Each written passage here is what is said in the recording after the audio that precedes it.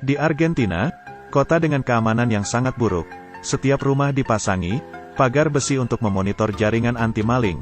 Tapi meski begitu, tidak bisa menghentikan pahlawan melakukan kejahatannya. Pahlawan yang satu ini, pahlawan terbaik. Saya tidak pernah melewatkannya selama beberapa tahun.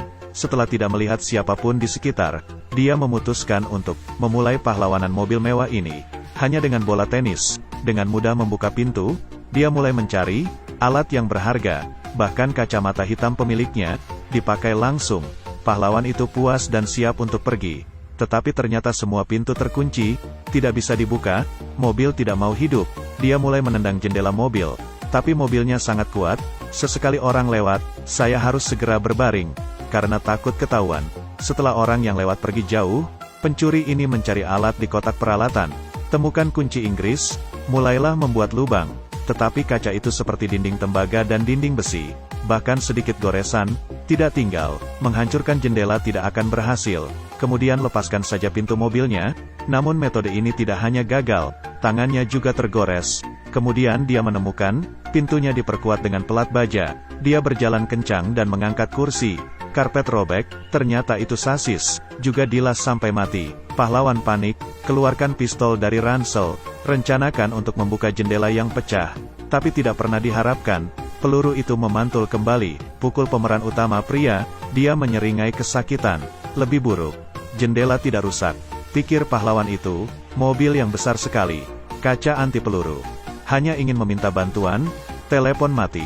Saat ini seorang wanita berjalan menuju mobil, mulai meletakkan lipstik di kaca. Tetapi wanita itu sepertinya tidak menyadari keberadaan pemeran utama pria. Tidak peduli bagaimana pahlawan itu berteriak, membanting kemudi. Wanita itu tidak pernah melihat ke belakang. Dia pergi begitu saja.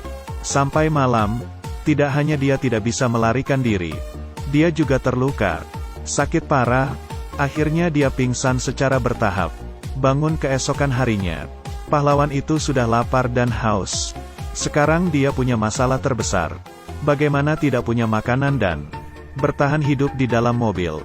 Untuk bertahan hidup, dia hanya bisa menjilat kabut di jendela mobil pada saat ini. Pada saat ini, telepon mobil tiba-tiba berdering. Pemeran utama pria ragu-ragu untuk menekan tombol jawab. Dijawabnya, dia adalah pemilik mobil ini. Dia memberitahu pahlawan itu, mobil ini telah dicuri sebanyak 28 kali. Anda adalah orang yang ke-29. Mobil tersebut telah dimodifikasi secara khusus. Anti peluru dan kedap suara. Belum ada yang bisa keluar hidup-hidup. Dan semua sistem di mobil hanya dapat dikendalikan dari jarak jauh oleh pemiliknya. Ternyata pemiliknya adalah seorang dokter. Kota ini tidak pernah menutup pintunya pada malam hari di masa lalu. Tapi sekarang hukum dan ketertiban menjadi sangat buruk. Dia tidak lagi mempercayai polisi setempat. Dia memutuskan untuk menggunakan cara ini. Hukuman balas dendam bagi pahlawan. Dokter bertanya padanya, jika anak Anda mencuri, apa yang akan kamu lakukan? Pemeran utama pria dengan enggan menjawab, saya tidak tahu. Dokter berkata, jawaban salah. Tutup telepon. Lalu dia nyalakan AC untuk pahlawan itu. Musim panas dengan AC. Ini adalah hal yang membahagiakan. Tapi pahlawan itu tidak senang, karena dia tidak bisa mematikan AC. Saat suhu semakin rendah, pahlawan itu menggigil kedinginan.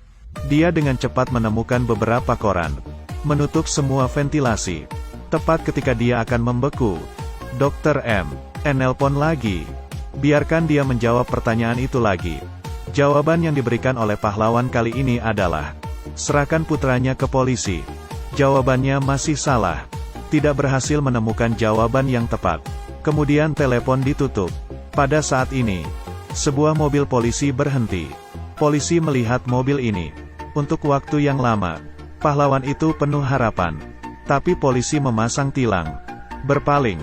Jendela mobil telah terpolarisasi. Polisi tidak bisa melihat ke dalam. Waktu berlalu. Di luar jendela sedang hujan. Namun sang pahlawan hanya bisa membuka mulutnya dan menatap air hujan untuk memuaskan dahaganya. Kemudian panggilan datang lagi.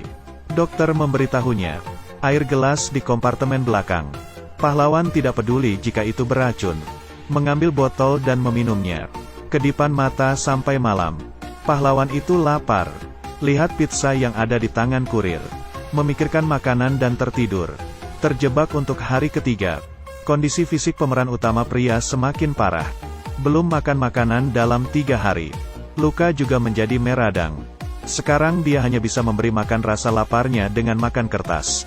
Minum air kencing. Anda sendiri untuk memenuhi kebutuhan air. Waktu di dalam mobil berlalu dengan lambat. Dia juga belajar menghabiskan waktu. Gambar saja di kursi saat Anda bosan. Atau mainkan stiker pada saat ini. Seorang pahlawan datang ke mobil. Sepertinya dia juga siap untuk memulai aksinya dengan mobil ini.